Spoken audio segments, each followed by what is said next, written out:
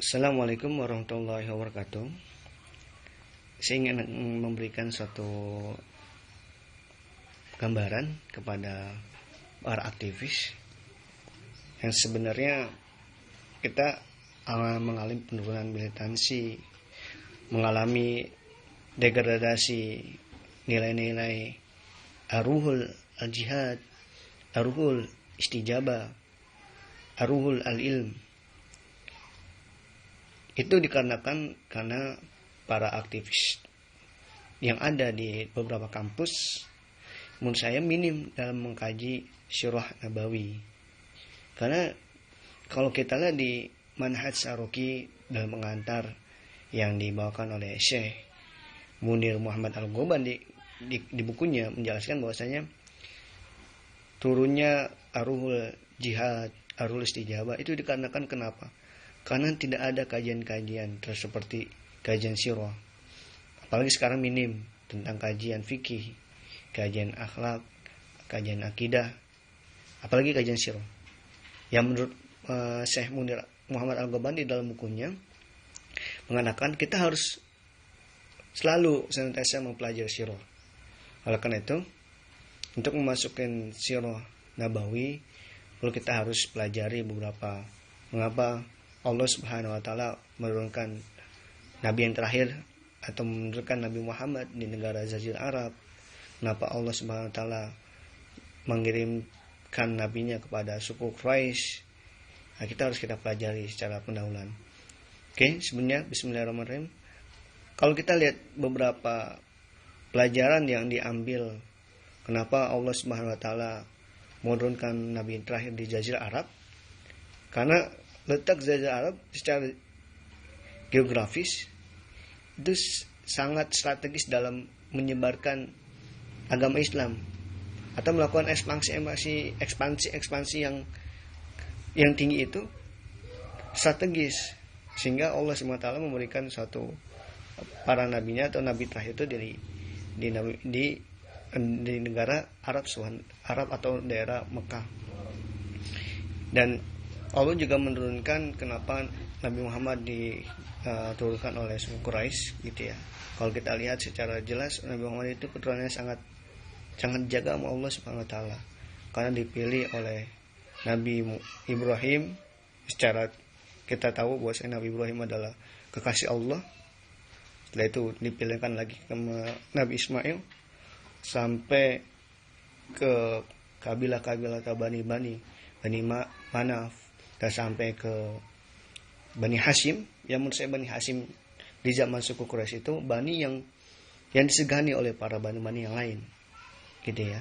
Maka Allah secara langsung Allah menurunkan nabinya itu menjaga nasabnya gitu ya. Oke. Ini beberapa siklus kenapa kita harus mempelajari atau pendahuluan kenapa Allah SWT menurunkan di negara Arab dan diturunkan di turunan Bani Hashim gitu. Yang kedua bahwasanya kalau kita lihat mempelajari Manhaj Saroki, kita bisa mengenal bahwasanya fase-fase atau karakteristik dakwah itu dalam pendahuluan bab pertamanya itu. Kalau kita lihat pertama adalah karakteristik, ada 10 karakteristik dakwah. Yang pertama karakteristik dakwah yang kalau kita lihat adalah Allah menurunkan wahyu kepada Nabi Muhammad itu. Yang pertama adalah Iqra bismi rabbikal ladzi khalaq. Setelah turun ayat itu, Nabi Muhammad menggigil gitu kan. Setelah itu keluar pergi ke rumah yang diturunkan di Gua Hiro, terus memanggil Siti Khadijah gitu kan. Sampai dalam riwayat mengatakan Nabi Muhammad itu menggigil dan sampai diselimuti gitu kan. Maka beberapa ayat juga mengatakan dan turun ayat ya ayyuhal mudassir, hai orang-orang muslimut, qum fa'anzir, bangunlah dan berikan peringatan, wa rabbuka fakabbir, agungkanlah nama Tuhanmu atau nama Rabbmu, wa rabbuka fatahhir, dan bersihkanlah pakaian-pakaianmu itu.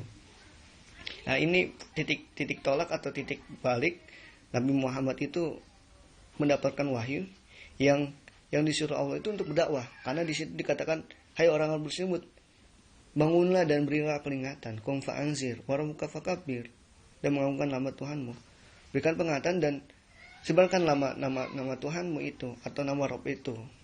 Ini karakteristik dakwah yang diceritakan dalam buku Manhaj As-Saroki. Ini cerita bagaimana dakwah Rasulullah ini mulai akan disebarkan oleh Nabi Muhammad gitu kan. Karena dulu dakwah ini hanya oleh kalangan keluarga gitu kan. Setelah ini karakteristik kedua adalah bagaimana Rasulullah itu memberikan dakwanya kepada Khadijah, pada budaknya Zaid bin Harisah, Ali bin Abi Thalib. Setelah itu sahabatnya itu Abu Bakar.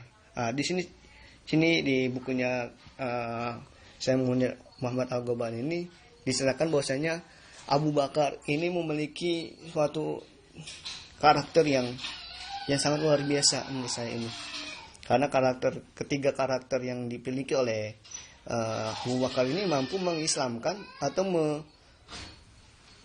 menyebarkan agama Islam itu sehingga para sahabat lainnya itu meluk Islam gitu kan.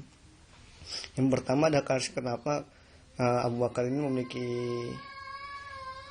karakter yang pertama, dia seorang yang termasuk status atau pekerjaannya adalah pedagang yang memiliki kejujuran yang luar biasa atau akhlak luar biasa.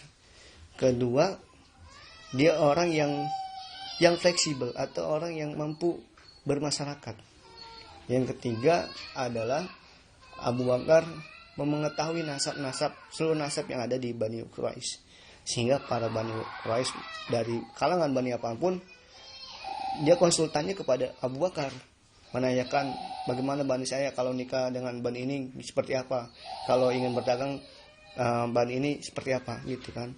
Nah, dengan karakter ini Abu Bakar itu mampu mengislamkan. Pertama adalah Abdurrahman bin Auf, setelah itu ada Sa'ad bin Abi Waqqas, terus Utsman bin Affan, Zaid bin Awam. Dan kalau kita lihat ini sahabat-sahabat yang as-sabiq al-awal, yang termasuk orang-orang yang masuk dalam Islam itu kan. Ini karakteristik dakwah yang ditulis oleh Syekh Munir Al-Ghoban dalam sirahnya, bagaimana Abu Bakar itu memiliki karakter dakwah itu dicontohkan oleh Abu Bakar itu, ketiga itu. Jadi kalau kita lihat ingin berdakwah, kita harus punya tiga itu. Pertama adalah kita punya status atau pangkat pekerjaan yang mampu mengislamkan musuh-musuhnya atau sahabat-sahabat kita atau rekan-rekan kita. Kedua, dia orang fleksibel gitu kan, dan memiliki akhlak yang luar biasa. Nah, yang ketiga adalah kita harus mampu menyentuh Abu Bakar dalam hal sisi kita mengenal karakter dari sahabat-sahabatnya gitu kan. Dan berikutnya adalah karakter berikutnya terkait Manhaj As-Saroki, dakwah Rasulullah. Nanti kita masuk ke fase bagaimana dakwah itu syria gitu ya, dakwah itu tersembunyi gitu kan, dimana Rasulullah melakukan ibadahnya itu sembunyi di lorong-lorong kota Mekah gitu kan. Ini sangat menarik sekali, nanti kita kaji lebih dalam dan kita akan mengetahui, menyimpulkan atau bisa menarik kesimpulan bagaimana nih kehidupan sekarang kita kaitkan dengan kehidupan Rasulullah. Nanti kalau sudah mencontoh kehidupan Rasulullah, kita insya Allah akan didekatkan sama Allah dengan sahabat, dengan Rasul. Itu yang bisa saya sampaikan. Nantinya kita bertemu lagi di pembahasan Manhaj As-Saroki. Kurang jawab. Assalamualaikum warahmatullahi wabarakatuh.